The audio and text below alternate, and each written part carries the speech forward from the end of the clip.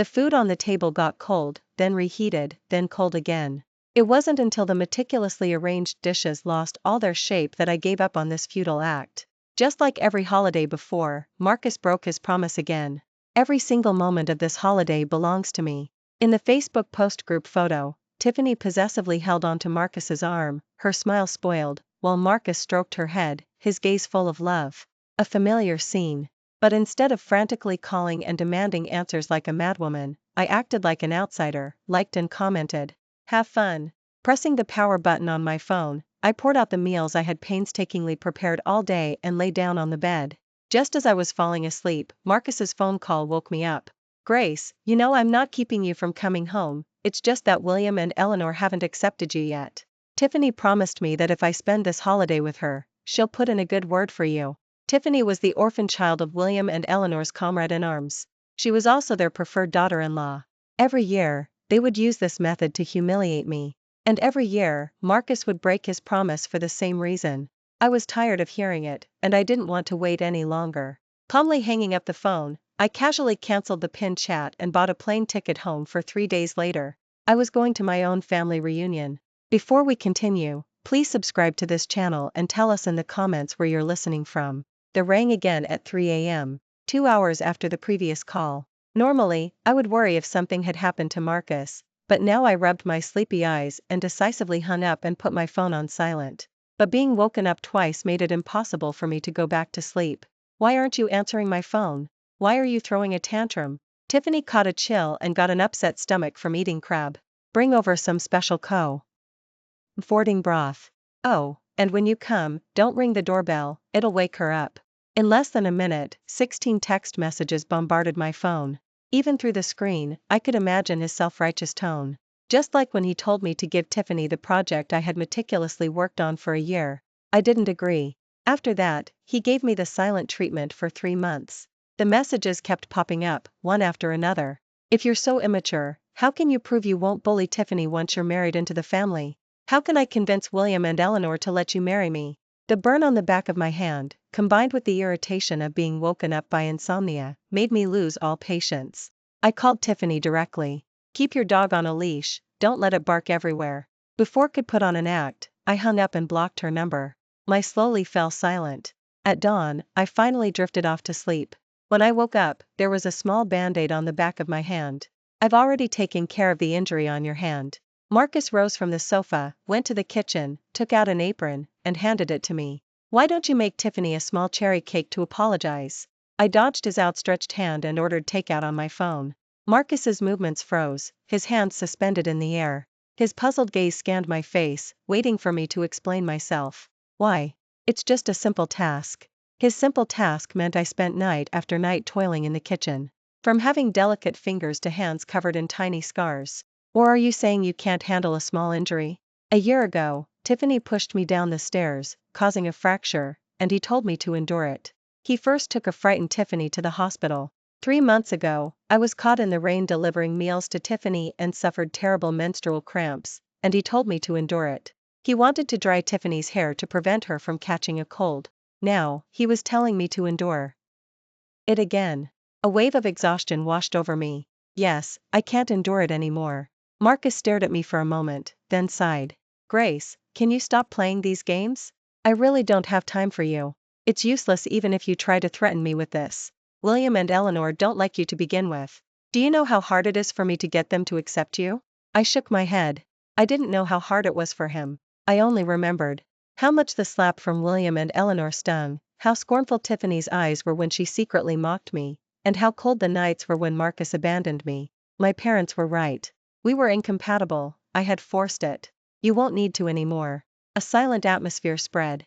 Marcus sat opposite me. Are you still mad because I didn't visit you last month when you were sick? I shook my head. I really wasn't angry. I was too tired, and it wasn't worth it. Even though I found out he wasn't working overtime then, he was taking pictures for Tiffany. The doorbell rang. I picked up the takeout and unwrapped it. Just as I was about to eat, Marcus stopped me. A knowing helplessness appeared on his face. You have a sensitive stomach, don't always eat takeout. I forgot. You're a woman after all. You say you're not competing for a man's attention, but you're still jealous of Tiffany. My stomach was empty, but I felt a wave of nausea. In the beginning, I truly believed Marcus. I treated Tiffany like a sister, pouring out my heart to her, until I discovered her true intentions and provocations. That was the start of the repeated deterioration of my relationship with Marcus. I just never realized. He had never believed me. Trust me, you're the only one I love. Don't make things difficult for me, okay? I ignored him. I pulled his hand away and got up to change seats. My actions spoke volumes. Marcus's face darkened little by little. Just as I thought he would get angry, Marcus took a box out of his discarded suit pocket. A gift. Every holiday, when Marcus couldn't bring me home, he would prepare a compensatory gift for me. I opened it. Inside was a pair of tassel earrings, very beautiful. Marcus softened his tone and leaned in gently. Let me put them on for you. Perhaps I shouldn't overreact. Marcus said he just considered her a sister. If I didn't know the origin of this gift, I might actually think that. What a pity. I knew this was just a free gift from Bulgari's new gemstone necklace. The necklace was around Tiffany's neck. I avoided Marcus's gesture. I set the box aside. I don't need a free gift. If you want me to cook for Tiffany, forget about it. Marcus's action stiffened, his face flushed with annoyance. Is that really how you see me? What else? Ever since Tiffany appeared, every holiday gift was either forgotten or a mere formality. Now, even this free gift was only because Marcus had ulterior motives. I wasn't interested in picking up someone else's leftovers. What I wanted, I would buy myself. Takeout certainly wasn't healthy, but I had no intention of arguing with him. I got dressed up, ready to go out to eat. Where are you going, dressed like that? Marcus suspiciously blocked my path. I capped my lipstick cap. I looked at Marcus and smiled faintly. None of your business. You should worry more about Tiffany. Outside, the rain poured, but it didn't diminish my resolve in the slightest. Walking in the rain, I felt an unprecedented sense of liberation. The morning breeze was still a bit cool, but I felt an unprecedented sense of liberation. I went to eat. I went shopping. Finally, I wandered aimlessly on the street. In a strange city. Without the support of my love for Marcus, I realized I didn't like it here at all. No beautiful scenery, no accompanying friends. Only the coldness of modern skyscrapers. Miss, would you like a manicure? New store opening special. In a daze, I was pulled inside. Miss, your hands are so beautiful, a manicure will surely amaze everyone. These are our styles and prices, clearly marked, no scams, and refunds if you're not satisfied. The young girl chattered on. I didn't refuse and chose the most expensive style. I didn't need to amaze everyone, I just wanted to go home looking beautiful. The young girl's craftsmanship was excellent. They made my fingers look long and fair. Though I had often gotten them done years ago, now looking at my hands, my eyes welled up, almost bringing tears. Something in my heart suddenly lightened. It turned out that once I stopped caring about Marcus, I didn't need to envy Tiffany anymore. When I returned home, Marcus, for once, had not left. Instead, he placed a plate of blackened meals in front of me. His tone was unusually awkward. I cooked for you. I smiled. I suddenly remembered 2 years ago, when he meticulously cared for my hair every day, only to eventually ask me to cut it off to make a wig for Tiffany. Hair can always grow back, but Tiffany's happiness, once missed, is hard to regain. She'll be your sister from now on, so can you please be understanding? After that, I didn't leave the house for half a year. I glanced at the blackened meals. First, I don't have a masochistic. You can test this poison yourself. Ignoring his sullen expression, I wiggled my finger. Second, I got a manicure, so I won't be cooking for Tiffany anymore. From now on, you can hire a housekeeper for such things. You got a manicure? You're a stay-at-home wife. Marcus's voice rose, and he grabbed my hand. The shock and disdain in his tone were so obvious. It was pathetic that I only realized it now. He forgot that when my career was thriving, he was the one who begged me on his knees to become a stay-at-home wife. He said back then, being a stay-at-home wife was the greatest profession. It was an invisible sacrifice, silently supporting a home, a nation. Those who looked down on stay-at-home wives would eventually get their comeuppance. He swore he wouldn't let me lose. But their grand vows and promises ultimately proved to be empty illusions. It has nothing to do with you. Move. That evening, a strange phone call came from Willow. Grace, I heard from your parents that you're coming back. Yes. My heart warmed. My parents were never the type to boast, but Uncle knowing about it was enough to prove how genuinely happy they were. I was too foolish and unfilial. Instead of loving those who loved me, I spent 5 years trying to please William and Eleanor, enduring their cold indifference. Uncle clapped his thigh excitedly. That's great. You finally came to your senses. Coming back is the right choice. I never approved when you left for love back then.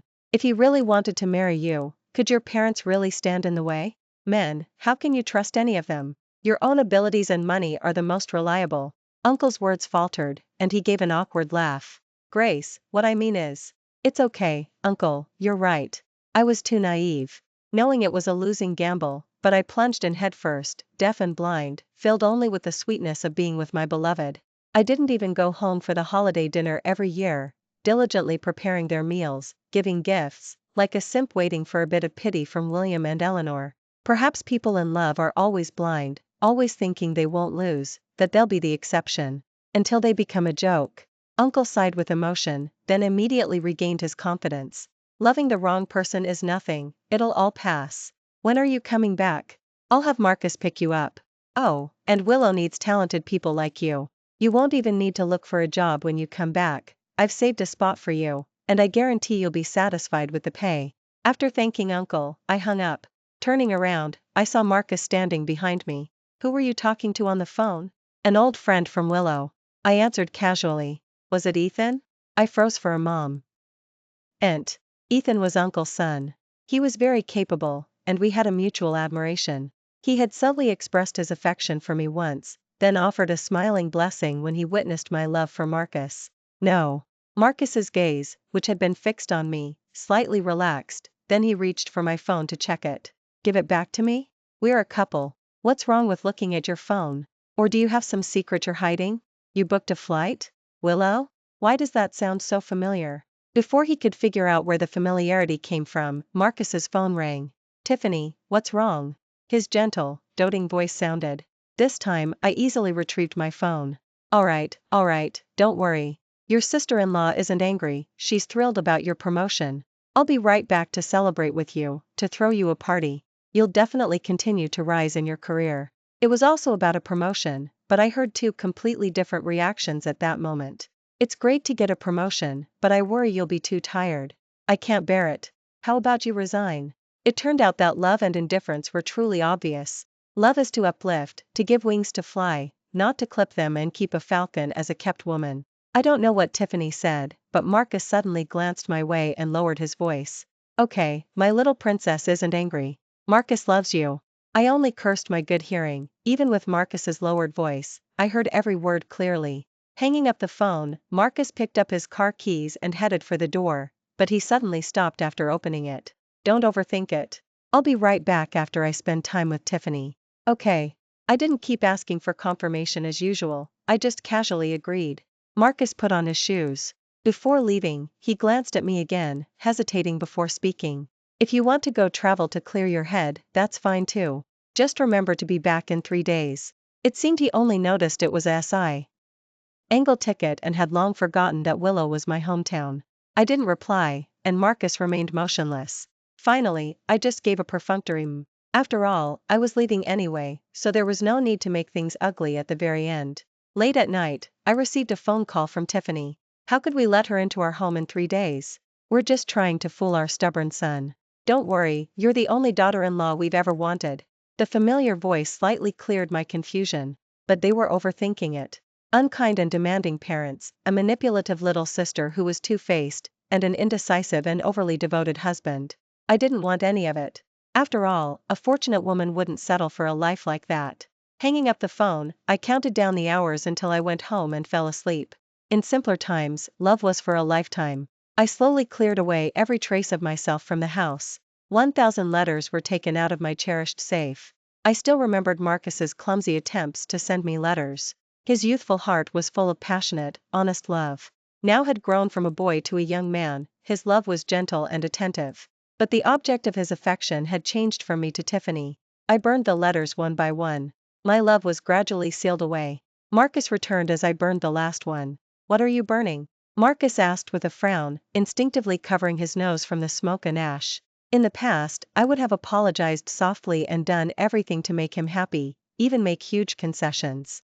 Now, I merely said, just some unimportant things. Marcus crouched down and poked through the ashes with chopsticks, eventually finding a small corner that hadn't fully burned. I was somewhat surprised that Marcus would even check. But that small corner was blank, and Marcus stared at it for a while before finally tossing it into the pile of ashes. "You're taking so many things for a trip?" Marcus looked around the house, frowning deeply. I nodded, meeting his gaze calmly. "You don't mind carrying 8 suitcases for Tiffany, so what's wrong with me carrying 2 suitcases for myself?" "Grace, you know I don't mean it that way. I came back to be with you as promised. Do you have to be so passive-aggressive?" Marcus impatiently scratched his head, being the first to look away. "Alright, it's getting late. Let's go to bed." Without my annoying chatter. Aside from the sound of Marcus showering, the house was eerily quiet. Marcus, still damp from his shower, embraced me from behind. "Grace, William and Eleanor have softened their stance. We can get married soon. Let's not argue anymore, okay? I admit Tiffany is a bit willful, but you'll be her sister-in-law in the future, so just be more tolerant." This was the first time Marcus had shown vulnerability to me. Instead of reluctantly giving perfunctory answers to my incessant questioning, Marcus, believing he had done enough, tightened his arms around me, his lips drawing closer. In the past, I had clung to him for intimacy, seeking a fragile sense of security, proof that he loved me. Now, I didn't need it anymore. "No." My single word ignited Marcus's anger in an instant. "Grace, that's enough. I only kissed Tiffany on the cheek, we didn't kiss. I told you I only see Tiffany as a sister. Do you have to be so unreasonable? Or are you only satisfied if I cut off all ties with every other woman?" A child kissing a cheek might be affectionate, Westerners kissing a cheek might be etiquette, but Marcus kissing Tiffany. I didn't want to waste any more words explaining. Whenever was involved, Marcus was always skilled at misinterpreting my intentions. My concern was questioning and surveillance. My patience was jealousy and silent treatment. No matter what I did, I was always wrong. Marcus got up and slammed the door shut. The loud noise made my heart stop. The photos hanging on the wall couldn't withstand it either and fell to the floor, shattering. We weren't married, I had insisted Marcus take these pictures, hoping they would one day come true. Now, the intimate photos were torn apart by shards, the smiles becoming grotesque, no longer as they were. Like our ending. I stared blankly for a long time, then finally got up to clean. But picking up the last fragment, I cut myself. My burn hadn't fully healed, and now I had another cut. Though they were just small wounds, tears suddenly fell from my eyes. I cried silently. The boy who used to cherish my fingertips and love me was gone. The next day, I packed everything and hurried to the airport. It's Tiffany's birthday today. William and Eleanor are coming with me to celebrate Tiffany's birthday party. Ladies and gentlemen, the flight to Willow will depart soon. Please board promptly. The text message alert and the flight announcement sounded simultaneously. "Marcus, let's break up." My finger moved to send the message, then I turned off my phone, picked up my suitcase, and boarded the plane home. Godfather and godmother, although my sister-in-law is a bit willful, she truly respects you. She must have had something more important to do, which is why she's late. What could be more important than meeting your elders? People from small towns just have no manners. And don't call her your sister-in-law, she hasn't married my son yet. Tiffany's lips curled slightly as she subtly undermined me in front of William and Eleanor. Godmother, she will be Marcus's wife someday, so perhaps she just doesn't want to see me. It's okay if I suffer a little. Please don't let it upset you. She wouldn't dare. Eleanor slapped the table fiercely. If she dares to treat you badly, I won't let her into the family. If it weren't for that Marcus, that Grace wouldn't even be in the picture. Saying this, Eleanor glared fiercely at Marcus. Marcus, however, didn't notice, his heart filled with a vague uneasiness. Grace was actually going to break up with him. Grace had said that words hurt the most. Even when he drunkenly mistook Tiffany for her, she had never mentioned breaking up. Marcus desperately wanted to contact Grace, but her number was blocked. Text messages went unanswered. Grace, who he could always reach anytime, anywhere, was now unreachable. "Mom, I need to step out for a moment." Marcus was about to get up and leave, ignoring Eleanor's displeased expression. "Oh, break up? Marcus, is your sister-in-law threatening you with a breakup again?" Marcus suppressed his annoyance, but stopped him. "Marcus, didn't you say your sister-in-law went on a trip? She probably didn't see the message because she's on a plane." Marcus paused at her words, then frowned in displeasure. "I told her to come back today." Tiffany lowered her eyes, looking hurt. "Maybe sister-in-law still blames me for taking up your holiday time. Is she throwing a tantrum and saying things in anger again?" Words said in anger. Although he didn't know why Grace was angry this time, his heart felt a little relieved. Marcus sighed and ruffled Tiffany's hair. What does this have to do with you? If it weren't for you actively mediating, William and Eleanor wouldn't have softened their stance. I've been too good to her. She's so willful, it's time she learned a lesson. However, Marcus thought about it and didn't turn off his phone as he usually would. Instead, he placed his phone beside him and turned up the volume. He would receive a message as soon as I sent one. At the birthday party. I hope Marcus will always be good to me. Tiffany out the candles with the blessings of everyone in the Liu family. Then she shyly looked at Marcus, waiting for him to kiss her forehead, as he did every year, and tell her he would always be good to her, but merely pushed the cake towards her. Tiffany's wish will come true. Marcus avoided Tiffany's puzzled gaze. Grace was right, he and Tiffany were both adults, so kissing might indeed be inappropriate. AF. Till the birthday party concluded, Marcus rushed home. Grace hadn't taken many things on her trip. All the gifts he had given her were still neatly on the dressing table. But the emptiness of the house still made him uneasy. Day 1 after the birthday party. Marcus finished work and bought an intricately carved bracelet, planning to surprise Grace, but Grace didn't come back. Day 5 after the birthday party. Marcus pushed an upcoming project's performance bonus to someone else, took a week off, and waited at home for Grace to return. Grace still didn't come back. Day 18 after the birthday party. Marcus smashed everything in the house, believing Grace was ungrateful. If you're not coming back, then don't ever come back. Grace still didn't come back. 1 month after the birthday party. Marcus finally couldn't sit still any longer. He bought a plane ticket to Willow. Marcus, take me with you. Tiffany, panting, caught up and tugged at Marcus's sleeve. If your sister-in-law misunderstands anything, I can help explain. Marcus hesitated for a moment, then finally nodded, earnestly instructing her. You must explain clearly, don't be vague. I didn't know Marcus and Tiffany were on their way to find me. After returning home, I immersed myself in my parents' warm nest, confidently changing all my contact information. When I left, I hadn't truly fallen out with my parents. I just had a point to prove, wanting to show that my choice hadn't been wrong. Though your heart was broken, you gained experience. Next time you look for a man, don't just look at a face or believe a mouth. Sweet talk won't put food on the table. My mother advised me while looking at my father's face, making her meal more enjoyable. Me? Why are you looking at me? My father is different. Besides being handsome and fit, my father is incredibly capable. My taste is much better than yours. My mother rapped my head playfully, smugly. Alright, you've rested enough at home. Uncle is wait. ING for you to get to work. Absence makes the heart grow fonder, but familiarity breeds contempt. I left with the meal box my father had prepared for me. Ethan stayed local after graduating, helping to develop Willow. Meeting again. I expected it to be awkward, but he asked nothing, simply and naturally helping me adapt to my new work. Occasionally, we'd chat about local interesting stories. The slight confusion I felt returning home dissipated completely with his attentiveness. I didn't expect to see Marcus at my doorstep. Need help? Ethan stepped forward, shielding me, speaking softly. I shook my head. No need. This is my home. My mother was snacking on sunflower seeds in the room, and my father was cleaning. But my mother's hair was tied up, and my father had changed into sneakers. They considerately left the matter for me to handle, but they also remained vigilant, protecting my safety. Ethan nodded. Okay, there's a small loose end with that previous project. Let's confirm it together tonight. As soon as Ethan left, Marcus angrily gripped my arm. What's your relationship with him? I pulled away. What's your relationship with me? What does my business have to do with you? You're my girlfriend, my fiancé. We're about to get married. I couldn't help but laugh. I haven't met your friends, nor paid respects to William and Eleanor. What kind of fiancé am I? Marcus was speechless, but he still blocked my way, not letting me leave. You're still my girlfriend. How can you be so intimate with another man? I lost my patience. Are you blind? We've already broken up. I don't agree. Is it because of Tiffany? Tiffany immediately knelt before me. I'm sorry, sister-in-law, it's all my fault.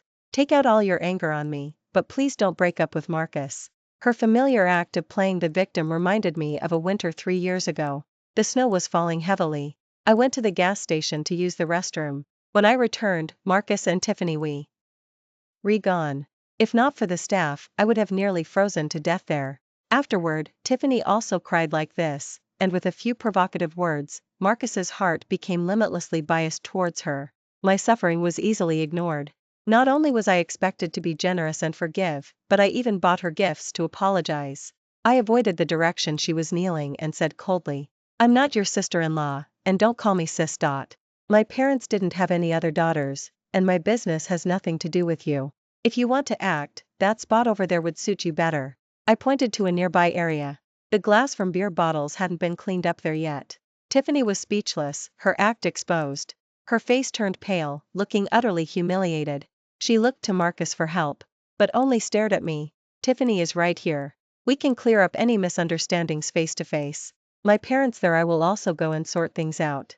If you agree, we can get married this year. In short, I don't agree to break up."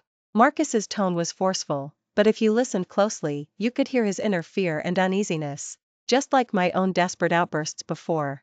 It was an uneasiness about losing control of the situation. "Marcus, it's too late." Marcus spoke in a panic. "We're still fine. You're unmarried, and I'm unmarried. How can it be too late? I had already wasted 7 years of my youth. I couldn't afford to waste any more, nor did I want to." "Marcus." Tiffany staggered to her feet, her body swaying. Marcus's hand, which had been reaching for me, immediately turned towards Tiffany. His pleas to stay felt exceptionally hollow compared to his actions. Marcus frantically tried to help her stand steady, but Tiffany clung tightly to his sleeve. "Marcus, my leg hurts so much. Will I be crippled? Can you carry me to the hospital?" Her voice was soft and sweet, her arms fair and delicate. This scene, in anyone's eyes, would look like a loving coup. Lou. Yet's face flushed, and he still asked me to be understanding. "Tiffany hasn't experienced hardship, she's a bit delicate. Grace, please come back with me first. We'll explain everything properly when we get back." Marcus held Tiffany in one arm and tried to forcefully pull me away with the other, but he forgot. This was my hometown. Someone was protecting me. My daughter has made herself very clear. My father stood in front of me, holding a kitchen knife, his dark eyes fixed on Marcus. "If you're smart, leave on your own." Marcus's hand retracted reluctantly. "Uncle, Grace and I just have a small misunderstanding. Can you let us talk for a bit? We can definitely sort it out." "And didn't you implicitly agree when I took Grace away back then? My daughter was willing before." My father weighed the kitchen knife in his hand. "Do you remember what you promised me?" Marcus froze, his face paling, but he still spoke urgently. "No, I haven't let Grace down." My father glanced at Tiffany in his arms, then brought the kitchen knife straight down. "Ah!" With a scream, Tiffany leaped from Marcus's arms. "You hillbilly, do you dare to kill someone?"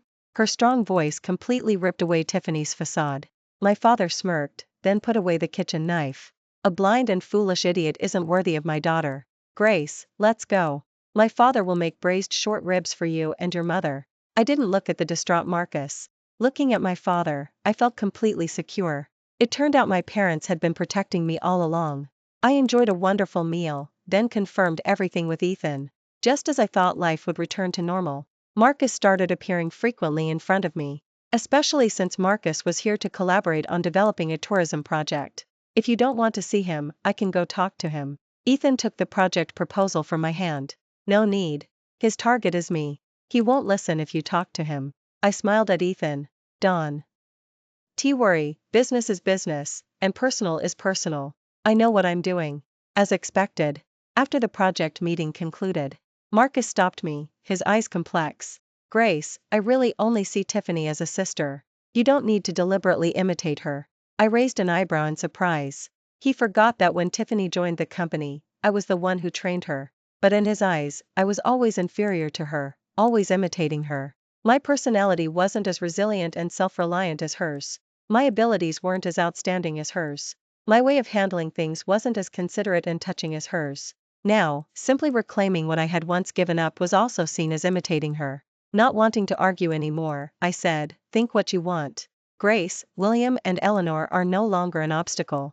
I will also keep my distance from Tiffany from now on." Marcus raised his voice, his tone a bit hoarse and agitated. "You still won't forgive me. Is it because—" His voice was strained. "Do you like Ethan?" Marcus's baseless accusation made me laugh. His staying out all night to comfort Tiffany was sibling affection, but my normal work interactions with Ethan were illicit. Marcus took my silence as an affirmation. "I know you're a sentimental person.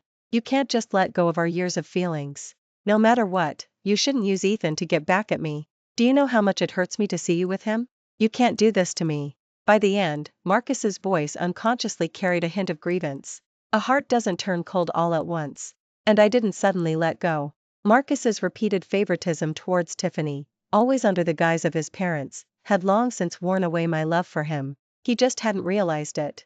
Still dwelling in the time when I loved him. Faced with his relentless persistence, I had to tell Marcus again. Marcus, we're over. You need to face reality. What happened back then was my wishful thinking, and I don't blame you. Boo.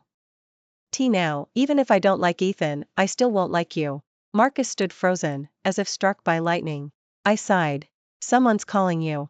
Marcus, like a puppet, listened to my words and pressed answer. Marcus, please come back quickly. Tiffany is blaming herself terribly. She's drinking a mix of hard liquor and wine right now. She's being rushed to the hospital. Marcus, who once easily abandoned me at Tiffany's slightest discomfort, didn't move this time. He just stared blankly at me. I had no intention of getting involved in their affairs again. Holding the documents, I prepared to leave. But then I heard Marcus speak. She's an adult now, her affairs have nothing to do with me. Grace, I hurt your heart when you loved me so much before. I know you still don't trust me, but I'll prove it to you. Marcus's voice was very loud. I couldn't tell if he was speaking to me or to himself.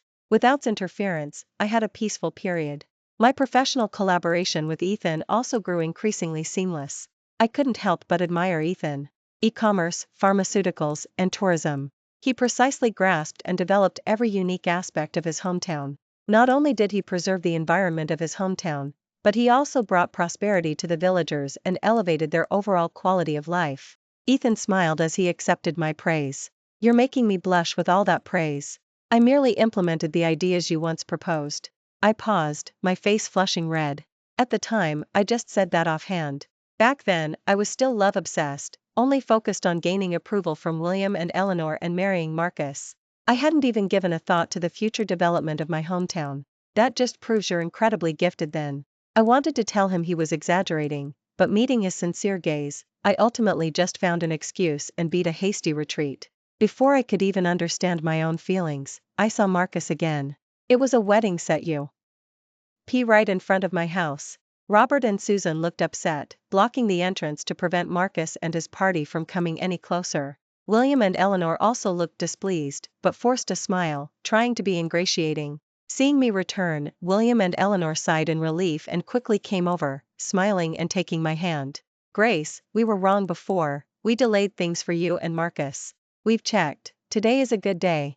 How about you two just get married? We shouldn't have indulged Tiffany's schemes. From now on, we'll take Tiffany to live overseas, and we absolutely won't disturb you two. I pulled my hand away from theirs. I glanced around, and sure enough, Tiffany was nowhere to be seen. Marcus, dressed in a white suit, walked towards me holding a bouquet. Grace, will you marry me? A white suit, blue roses, a long aisle adorned with flowers, Robert and Susan's blessings. This was the wedding I had talked about with him countless times. It had been perfectly replicated, yet all I could see in my mind was his impatient and annoyed expression when he used to call it a hassle. The repeated taunts from others, calling my hopes a delusional fantasy, spread through my chest as a dull ache. I took a step back. Marcus, there's no chance for us anymore. Even if you took 100 steps, there's no possibility of us meeting halfway. Raindrops began to fall gently. I could still clearly see Marcus's reddened eyes and a streak of tears. He suddenly embraced me. Grace, I know I made a mistake. Please give me another chance, okay? I'll abandon everything for you, and live here with you. I'll learn to cook meals for you, do laundry, and be your steadfast support. Grace, please say yes, okay? Warm liquid dripped onto my neck. I pried his hands, which were tightly gripping my waist, away. My left visible scratches on the back of his hand. Marcus, it's impossible for us? Why is it impossible? Marcus yelled hysterically. You said that as long as T wasn't a fundamental issue, you could forgive me. We were going to grow old together. I covered my ears, suddenly feeling ridiculous. August 27th, the class reunion, at the hotel. Marcus. Do I need to spell it out for you any clearer? I had only intended to bring Marcus an anti-hangover tonic, but instead, I found him and Tiffany kissing in bed. Marcus's face turned ashen. Grace, I just drank too much. Nothing happened between us. You have to believe me. I pulled his hand away. It doesn't matter anymore. Just leave. There's no future for us. That night, it rained all night. I listened to his muffled sobs all night. The next day, everyone from the wedding setup left. Marcus, with swollen eyes, knelt outside my door. silently pleading for his persistence. I didn't indulge him, I simply called the police. Officer, he's the one harassing and stalking me. Grace, do you have to be so heartless, not even giving me one last chance? Amidst indignant roar, he was taken away. 2 years later, as affection grew increasingly clear, I accepted his confession. Susan gave me a token of approval for it. You live and learn. This time, you picked a decent man. Robert, not to be outdone, leaned in. Susan sighed helplessly. Still not quite as good as your father, of course. I pressed my lips together, suppressing a smile. I hoped this time I could be as happy as Robert and Susan. Ethan and I had a modest wedding. But every detail was exactly as I wished. We didn't exchange those formal vows. Vows are easily broken. Ethan simply placed his debit card in my hand, along with the scholarship money he had saved over the years. I'm not good with flowery words, but I love you. If I ever betray you, let me lose everything, and then let Robert and Susan beat me senseless. His words made me laugh. You've thought this through, right? Robert and Susan live right here, they'd beat you in a minute. Ethan nodded, smiling. Yes, truly. We kissed amidst the blessings of everyone present. While toasting, I saw a familiar figure flash by, but must have moved on by now. I must have been mistaken. The morning after the wedding, Ethan handed me a letter. I found it at the door. It's addressed to you. I stopped Ethan, who was about to discreetly excuse himself. I said, let's read it together. The letter didn't say much. First, Tiffany had been thrown out of the Liu family. Now, due to deliberate targeting, she was just a minor clerk at a startup. Second, Marcus was still unmarried, and William and Eleanor would no longer interfere with his marriage. Why would he send me this? I poked Ethan's chest, where my teeth marks were still visible. He probably thought you'd be pleased to know this? I pouted. I stopped caring a long time ago. No one stays stuck in the past forever. Just like now. I pressed against Ethan's firm chest. Don't let these good times pass us by, let's go again. Thank you for listening to today's story. If you enjoyed this video, please like it and share it with your friends. We look forward to hearing your thoughts in the comments section. Feel free to share your views, and don't forget to subscribe to our channel for more exciting stories. See you next time.